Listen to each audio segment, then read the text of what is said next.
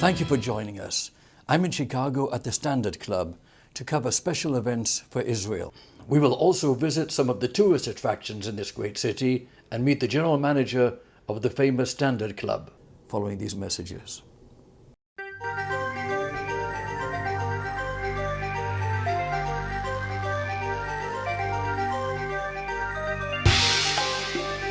The Life Extension Foundation is a non-profit institute with a 37-year track record of cutting-edge discovery that is light years ahead with medical breakthroughs. To learn more about the Life Extension Foundation, please visit prolongevity.com.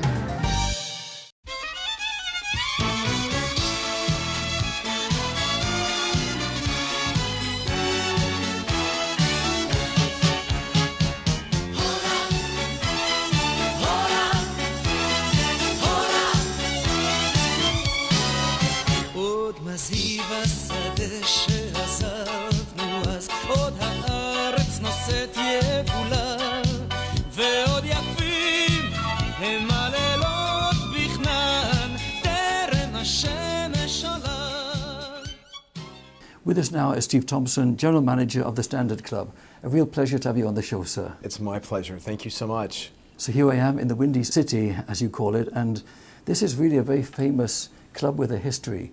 Before we get into some current matters, what is the history of the Standard Club?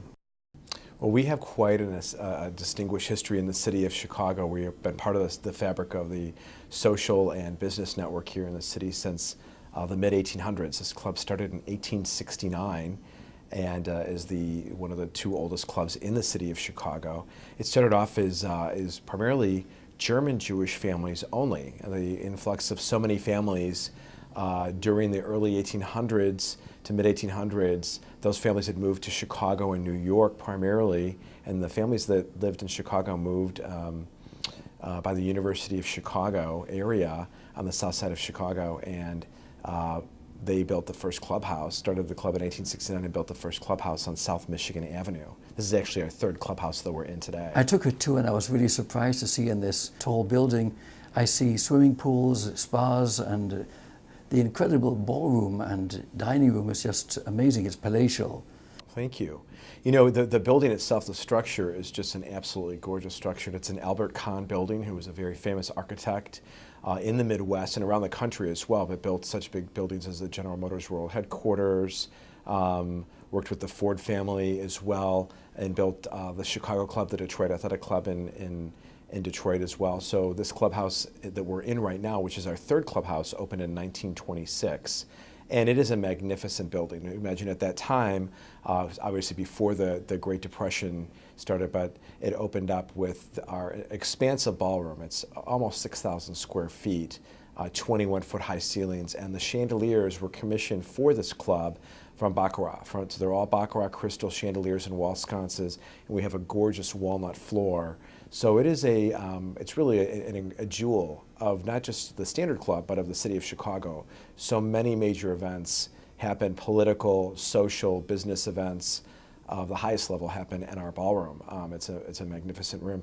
And all of the rooms in the Standard Club are really quite beautiful. Our swimming pool is stunning. It's floating in the middle, no pun intended, but it is in the center of the building, which was a little bit of an architectural feat at that time. Not a lot of people were building swimming pools in the center of the building. Of course, for so many reasons, the pool was on the ground level, but not at the Standard Club. It was going to be right in the center of the building, and the fitness center was going to have lots of windows to allow natural light in. So it's a great pool. Our library and living room on the second floor with the hand-painted ceilings, it's just magnificent with all of the walnut in there. And our dining room, which I think sets us apart from other clubs, is such a beautiful room. You enter into a small, heavily wooded paneled foyer, and then you come into the room, and it is also 21-foot high ceilings with walls of windows on each side with beautiful sheers, and the light, the natural light that comes into the room It's just an incredibly uplifting, beautiful room to have lunch in. And so what makes us different than so many other clubs in Chicago is most of their dining rooms are darker and they have a different type of feel, where most people come into our main dining room and say, it's so uplifting, it's so beautiful. And we have a Sol LeWitt commissioned mural as a backdrop for the room. So it's really a lovely space as well. Certainly palatial. Who are the clientele and members? And it is open to the public as well, I understand. Well, it is. You know, once again, this club started off as primarily German Jewish families, and a little history on the Jewish community. So once again, those families were on the south side of Chicago, most of them in Hyde Park by the University of Chicago. There was another club in the city of Chicago called the Covenant Club, and that was a club of every other person who was interested in becoming part of a Jewish club that was not of a German heritage. And so those families were the Sephardic Jewish families or Eastern European families. That club closed in the mid-1980s, and at that point in time, many of the members joined the Standard Club.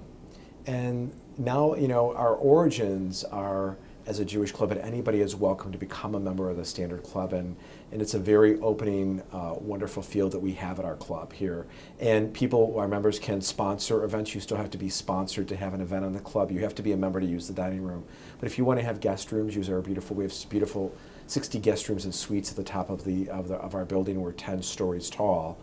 We take up most of the city block. You can sponsor guests for parties and for the guest room usage. So, but anyone is welcome to become a member of the club today. We're building quite a wonderful feeling amongst the entire community that people feel that they can come and join the Standard Club. So but a lot of tradition. Our tradition is so much. If you go into our library, most people will say, well, all of the books are probably in Hebrew, and we're like, no, our books are in German. So it's very interesting because at that period of time, that's just how we're a part of the fabric of the American story of all of immigrants that came to the United States, and so you can see why that would happen in our clubhouse.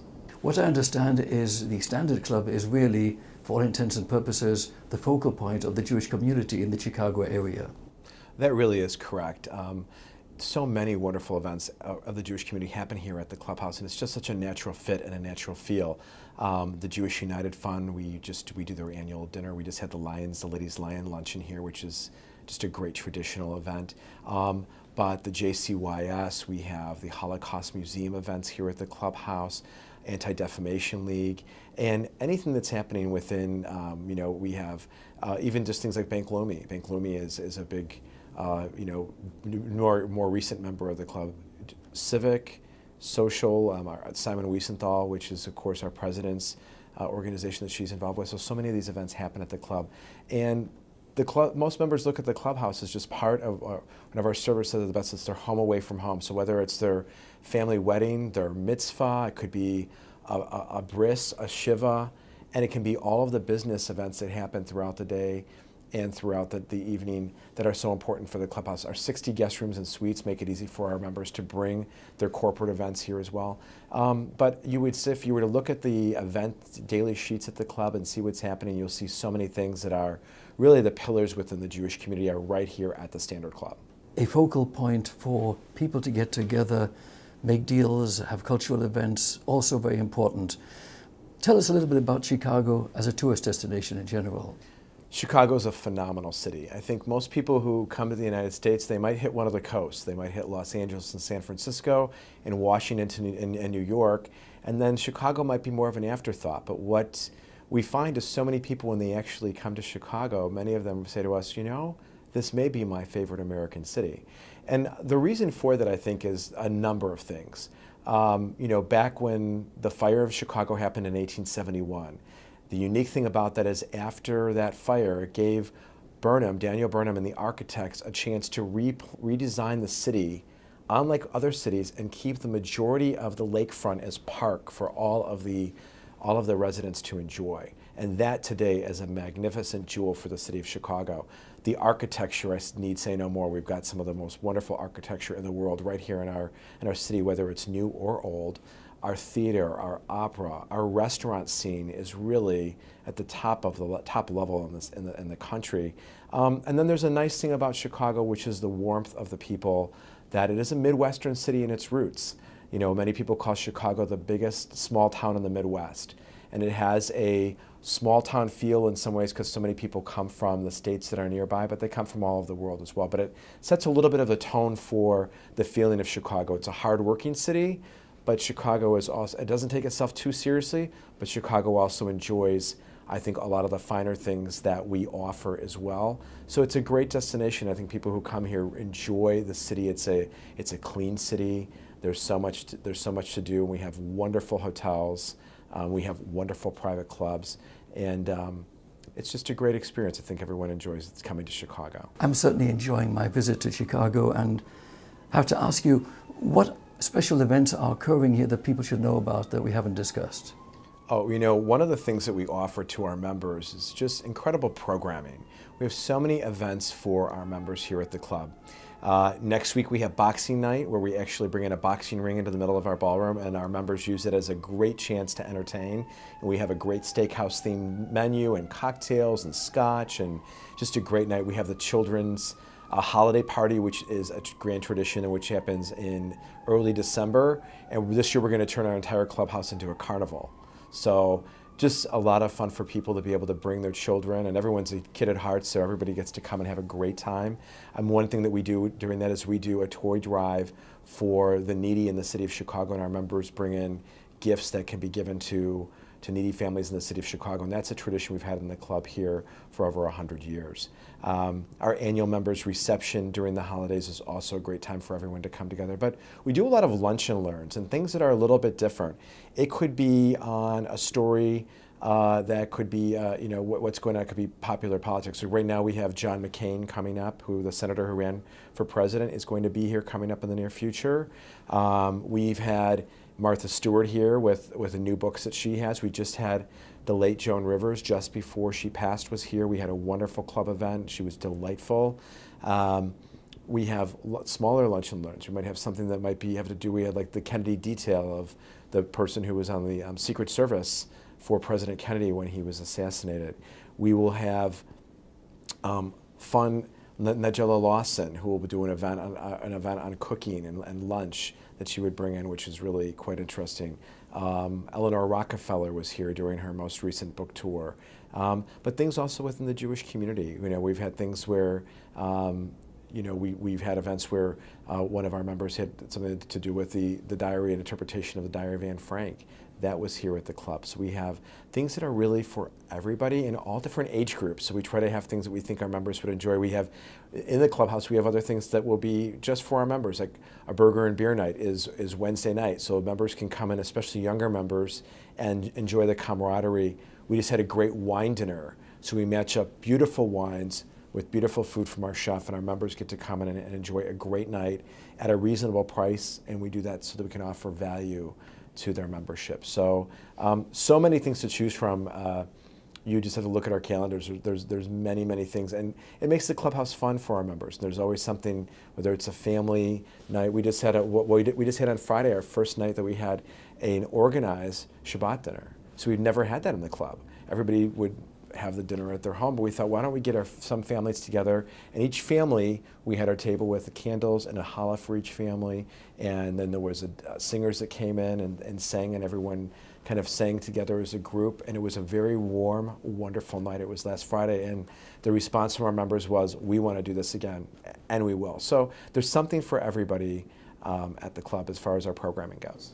Who'd ever believe that a fancy building in the middle of Chicago could be, for all intents and purposes, like a big country club? You have sporting events, people can jog in the indoor spa, swim, boxing events, good Lord, and carnival. It seems improbable, but absolutely true. This is an exclusive, incredible facility you have here. Give us a few more of the big names you've had here recently. Well, we've had President Obama and Michelle Obama here multiple times at the clubhouse. So, you know, through the years, and actually when President Obama was running for office, this was a place of many of the fundraisers that we've had here at the club. We did Hillary Clinton's birthday party here at the club here a few years back as well. So that was a really nice thing to have. You know, we have really everybody. We've had Irvin Magic Johnson. We've had Mayor Giuliani here, And there are just so many other. Jason Alexander, who's a comedian here in the city of Chicago, so something fun. If you remember Seinfeld, he was a big part of the Seinfeld world. Well, I think everybody enjoyed that. And then we have local. We have obviously Mayor Emanuel is here, Rahm Emanuel, who served on the cabinet for President Obama, and Mayor Daley, who was obviously very big. But we've had the other night. We had the Good Moon Theater 90th anniversary gala, and we had Stacy Keach here, Brian Dennehy. We had Heather Headley, who is a fairly prominent singer within Broadway in the show world, and so that was really quite nice to have her here. But there's a list of people that have been here to the club, which is pretty magnificent through the years. So, yeah, really a wonderful place. I would have loved to have attended quite a few of those events. Unfortunately, I'm from South Florida most of the time, traveling the world, and happy to be here in Chicago with you, sir. This is a wonderful club. Thank you so much for the pleasure of having you on our show. And we'll look forward to any guests who will be coming to the city of Chicago. It'd be our pleasure to host them at the Standard Club. Thank you, sir. I'll be right back.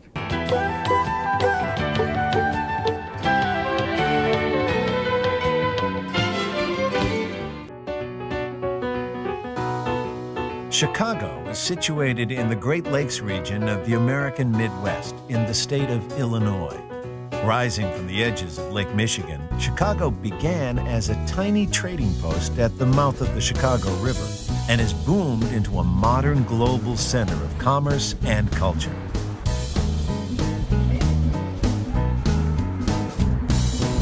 The Windy City has always been driven by an unshakable optimism and can-do attitude. The Great Chicago Fire of 1871, which destroyed half the city, was seized upon as an opportunity for the metropolis to reinvent itself. What followed was the biggest building boom in U.S. history and a skyline that is almost beyond beautiful. Start your visit in the Loop, the central business district encircled by the L, Chicago's elevated train line. The streets within the Loop are a showcase of architecture, from the world's first high-rises to the cloud-piercing towers of today. Willis Tower held the title of world's tallest building for almost 25 years. Take the 60-second ride to the sky deck. On a really windy day, you might even feel the building sway a little, but don't panic. It was designed to do just that. The Loop also contains some amazing outdoor sculpture and an historic theater district, which makes the area feel like a cross between a museum and a film set. Running north from the Loop is the Magnificent Mile, where you'll be able to gaze up at even more wonders from the Chicago School of Architecture. Looking a little out of place is the Old Water Tower, a lone but much-loved survivor from the Chicago Fire. Shop till you drop in the upscale boutiques which line the Magnificent Mile's wide boulevards. And when it's time to refuel, sink your teeth into a deep dish pizza, an old Chicago favorite. Following the south bank of the Chicago River and winding between the canyons of glass and steel, the Riverwalk offers a relaxing change of pace from the downtown bustle. Still within the Loop is Millennium Park. Once the site of railway yards and car parks, the area has been transformed into what critics have hailed as the future of parks. The centerpieces of this visionary space are the Frank Gehry-designed J. Pritzker Pavilion and the BP Footbridge. The park showcases a number of public sculptures, including a futuristic stainless steel archway to the city, Cloud Gate, or as it's affectionately known to locals, the Beam. Just across the road is the Art Institute of Chicago, whose exterior is a work of art in itself. Set aside at least a day to explore this treasure house of European, American, and Asian masterpieces. There are plenty of treasures to be found outside the Loop. Just to the west is one of Chicago's hidden gems, the Garfield Park Conservatory, an inner-city haven for nature lovers and a first-date favorite for Chicago couples. In nearby Oak Park, step inside Frank Lloyd Wright's home and studio, where for 20 years he pioneered an entirely new architectural vision for America. Unity Temple is just a short stroll away. Completed in 1908, this Lloyd Wright masterpiece is widely regarded as the world's first modern building. While you're in Oak Park, stop by the birthplace of one of Chicago's most famous sons, Ernest Hemingway. In the nearby museum, fans of the novelist can read from his childhood diary and original manuscripts. Down by the Loop's waterfront, the historic Navy Pier offers entertainment for all ages. The pier is also the place to climb aboard one of the many lake and river cruises on offer. Just south of Navy Pier, the Field Museum houses over 20 million specimens from the world of natural history. Say hello to Sue, the largest and most intact skeleton of a Tyrannosaurus Rex ever unearthed. The museum might look a little familiar. After all, it was the home base for Indiana Jones in the blockbuster movie series. A little further south along the waterfront, you'll find the Museum of Science and Industry, known by generations of school children as the best field trip ever. Here, you'll get to explore the inner workings of man and machine and discover the secrets of natural phenomena like tornadoes, lightning, and avalanches. Chicago's largest green space is Lincoln Park, a 7-mile stretch of shoreline which runs north from the Loop. It's home to nature reserves, a conservatory, and monuments to many of the nation's heroes, including the park's namesake, Abraham Lincoln. The park also features the Lincoln Park Zoo, which has been entertaining and educating visitors since 1868. The zoo features 2 sections specifically designed for children, and best of all, it's free. The park is also home to the Chicago History Museum. From gangsters to baseball, this is the place to visit if you really want to know what makes this unique city tick. As the sun sets, Chicago truly lights up. But don't plan on going to bed early. The city offers some of the best jazz, blues, and theater in America. So come on over to Chicago. The memories you'll take away will last a lifetime, no matter how hard the wind blows. This concludes our special program for today from On Location at the Standard Club in Chicago. I'm Richard Peretz. Thank you for being with us.